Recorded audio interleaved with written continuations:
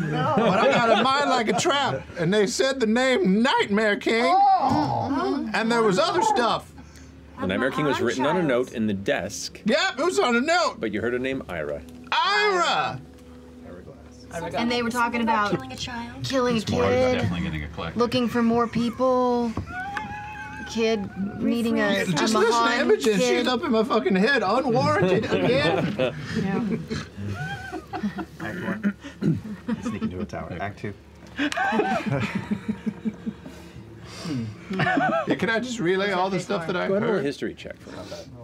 Oh, because you remember the Nightmare King. Yeah, no,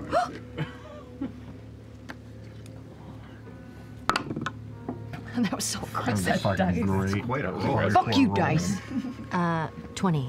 Dirty 20. Dirty 20. Yeah, 19 and then plus 1. Angry spiced out. It's a pretty decent roll. Fucking good roll. Fucking good roll. Your caretaker had mentioned through the various stories that she told you over the years of certain myths and tales of intrigue and shadow and mischief throughout the Feywild, and one of these tales centered around an entity that, if you recall correctly, had something to do with the Nightmare King, almost. You know something? I have heard that name before. The Nightmare King. Mm-hmm. My grandmother told me many stories about the Nightmare King, and... Is he as bad as he sounds? Oh, terrible. Just terrifying. Just an absolute nightmare. Yeah. But someone who was local to the Fey realm, or wherever you're from? No, it's just stories I've heard, so I don't know. I don't know if he's from the Fae or, you know, around. Just, I've heard stories. Was this like a children's story? You took that book with you, right, Chetney? Huh? You took that book with you? Yeah. I pull it out and I got like a bunch of, oh, there's platinum in here, and there's a fucking... Let's wait till we're not in the rain anymore and Jesus, we can look at okay. those words. I also got a map. The best you can recall, because you did roll a 20, which is decent, is just tales of a figure that bent and twisted nature for fun. And beings that existed within nature just didn't care for him. It was very scary. I also heard that, at least what my grandmother told me, that when you were asleep and laying on your pillow,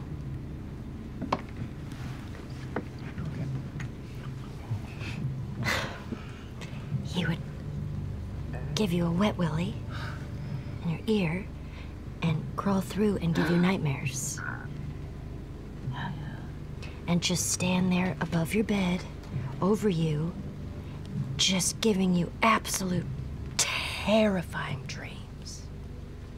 And sometimes you might not wake up. Your grandma told you these stories as a child? Well, this is the story, you know, that I've heard over time. Wet willies on their own are really bad. Yeah. I don't know about the wet willy part. I was just trying to make it not as scary. But I do know he gets into your, you know.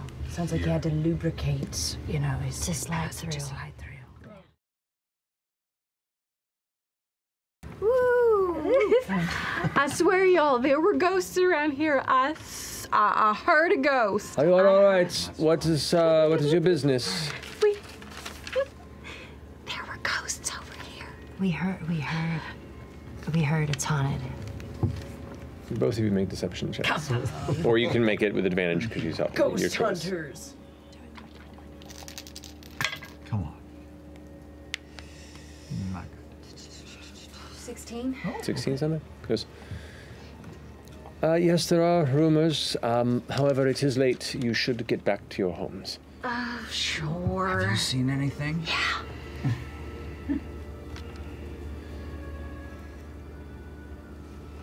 I've heard voices. whispering in the night. Fog. For many weeks. Over here? I've heard that 35 years before, there was a massacre within the Mirror Towers. And those spirits still remain chained to here, begging for release. How do you even work here? I couldn't handle it. I'm brave. That's one I of heard us. that if you die in these walls, your spirit can't leave and you're there forever. Are you sure you're safe? I'm safe. I can take it. You should all be done. You're safe, right? Thank you for. The figure you see from behind appears to be human, tall, maybe, I don't know, quick glance, 7, 8 feet tall, very thin, long, lithe arms and legs, in what looks to be like a black coat with tails. What?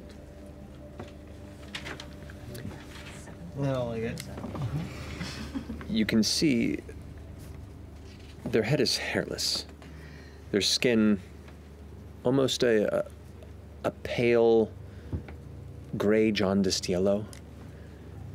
Long ears that curve just slightly backward, far longer than any elf you've seen. And as they continue to hum, they pull up a stool and sit in it. This stool is far lower than a person of their stature, and as they sit, the way that their knees now bend upward and their arms extend outward in a very Jack Skellington figure, they look like a spider in the way that they then curl forward on the table and begin pulling implements in. And you all can begin to hear that.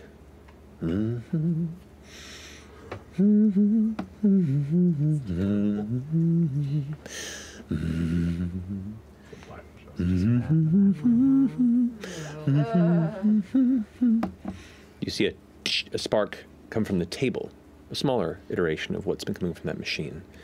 You all slowly begin to come to the bottom of the stairs. You all kind of check in, see the same things that Chetney's been seeing. The figure sitting there humming at the table, its knees knocked up and high, its arms kind of over and bent out of sight, facing around.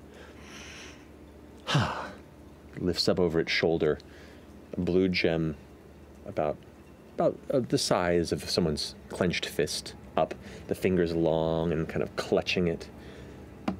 Very well. I think that'll do, don't you? And glances back towards you all at the stairs, kind of spins around on the stool. Well, I wasn't expecting guests, but, well, the night seems to be getting more and more interesting, doesn't it? And you now get a glance at the figure as it spins. The face, eyebrowless, the eyes themselves, these dark green, full sclera eyes, almost alien in their elf-like points, in their size.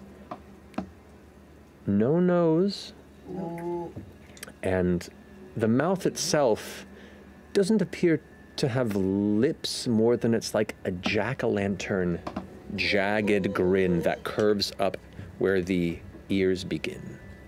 Oh, geez. What? I like it. And that's where we're gonna